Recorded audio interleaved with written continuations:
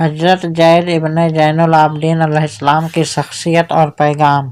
الحمدللہ رب العالمین والصلاۃ والسلام علی سید الانبیاء والمرسلین حبیب خدا محمد مصطفیٰ صلی اللہ علیہ وآلہ وسلم اور ان کے پاک اہل بیت پر جن کی طہارت کی گواہی خود قرآن نے دی ہے۔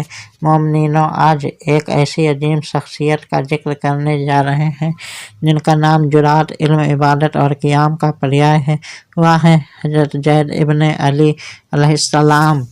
آپ اس گھرانے کے چراغ تھے جس کے سردار حسین ابن علی علیہ السلام ہیں، وہی حسین جن کے خون نے کربلا کی ریت کو اسلام کی بقا کا دستاویز بنا دیا۔ اے اہل ایمان، حضرت زید علیہ السلام نے اس گھر میں پرورش پائی جہاں سجدوں کی لمبائی آسمان سے باتیں کرتی تھی، جہاں راتوں کی تنہائی میں آہوں اور دعاؤں کی صدائیں گونجتی تھیں۔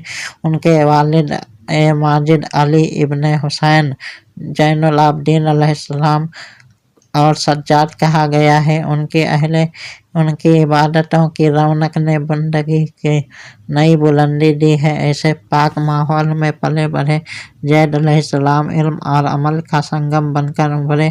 بھائیوں اور بہنوں، یہ وہ دور تھا جب بنی امیہ کی حکومت ظلم، جبر اور خوف کی بنیاد پر کھڑی تھی۔ انصاف کی آواز کو دبایا جاتا، حق کے علم کو گرانے کی کوشش کی جاتی، لیکن یاد رکھو، جب بھی ظلم اپنی انتہا کو پہنچتا ہے، اللہ اپنے بندوں میں سے کسی کو حق کی صدائیں بلند بنانے کے لیے چن لیتا ہے۔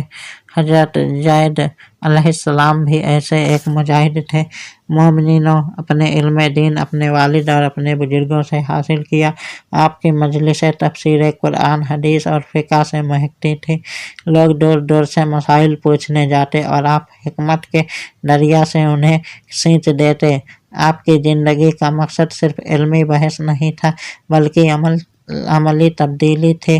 آپ چاہتے تھے کہ امت پھر سے اسی راستے پر لوٹ آئے جو محمد اور ان کے اہل بیت نے دکھایا تھا۔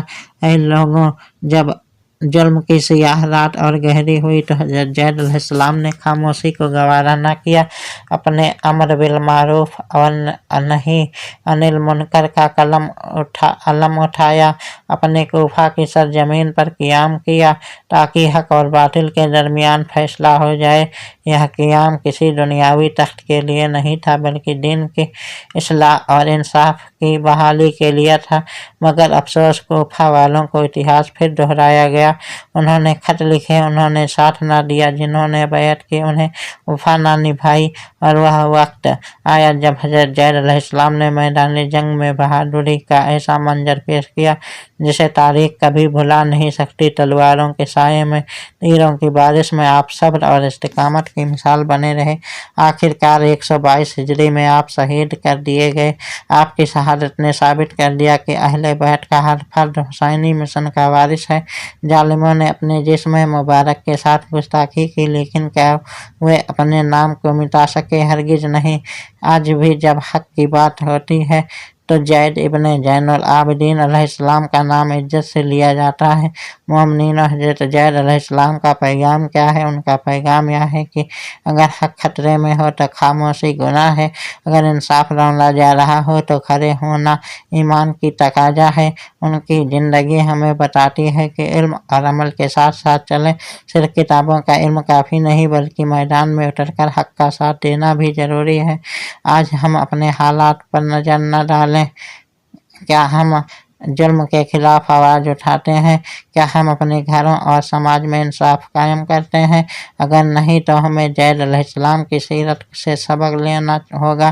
ان کی شہادت ہمیں جگانے آئی ہے، ہمیں یاد دلانے آئی ہے کہ دین صرف رسموں کا نام نہیں بلکہ ایک زندہ نظام ہے۔ اے اہل ایمان، آؤ ہم دعا کریں کہ اللہ تعالی ہمیں حضرت زید علیہ السلام کی سیرت پر چلنے کی توفیق عطا فرمائے، ہمارے دلوں میں بھی وہی جرأت پیدا کرے वही सब्र और वही इस्तिकामत अता करे। हमें ऐसा मोमिन बनाए जो हक़ की पहचान भी रखे और हक़ का साथ देने की हिम्मत भी।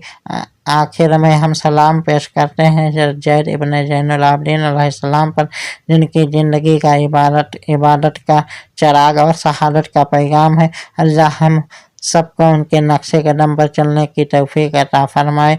वस्सलामु अलैकुम व रहमतुल्लाहि व बरकातहू।